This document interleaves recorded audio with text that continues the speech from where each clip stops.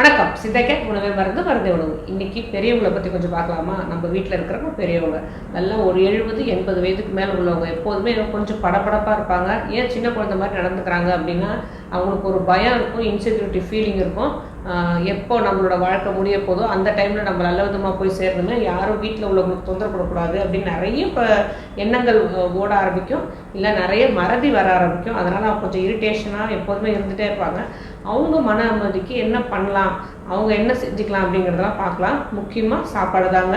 இதுவும் தான் உப்பு புளி காரம் மூணுமே நல்லா குறைச்சி மிதமான, அதாவது மிதமில்ல பாதி அளவுக்கு கீழே குறைச்சி அவங்க நல்ல ஒரு உப்பு சத்துள்ளாத சாப்பாடு அப்படின்னு சொல்லவே இல்லை. உப்பு புளி காரம் மூணுமே பாதிக்கு மேலே குறைச்சி அவங்க சாப்பிட்டு வரலாம். எப்போதும் போல் எல்லாமே நல்லாவே குக்கரில் வேக வச்சு மசிச்சு சாப்பிட ஆரம்பிச்சிடலாம்.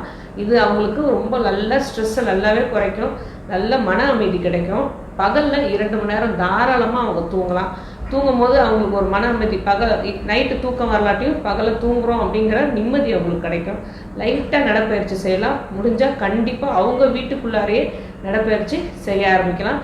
நிறைய அவங்களுக்கு எதில் நம்பிக்கை இருக்கோ அதை அவங்க செய்ய ஆரம்பிக்கலாம். பாட்டு நிறையவே கேட்கலாம்.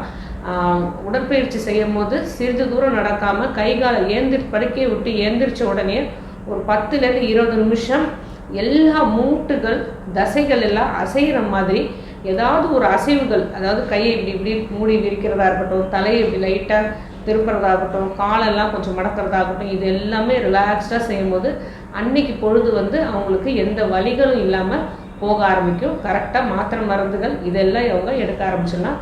சிறிது மன அமைதிக்காக அவங்களுக்கு என்ன செய்தால் மன அமைதி கிடைக்குதோ அதை கண்டிப்பாக அவங்க செய்ய ஆரம்பிக்கலாம்.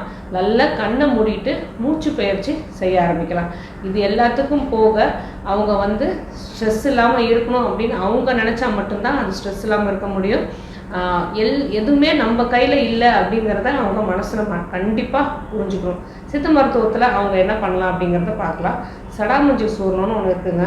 அதை ஒரு 1/2 ஸ்பூன் மட்டும் எடுத்து பாலில் காலையிலும் சாயந்தரமும் நல்லாவே கொடுக்கலாம். அவங்களுக்கு நல்ல மன அமைதி கிடைக்கும்.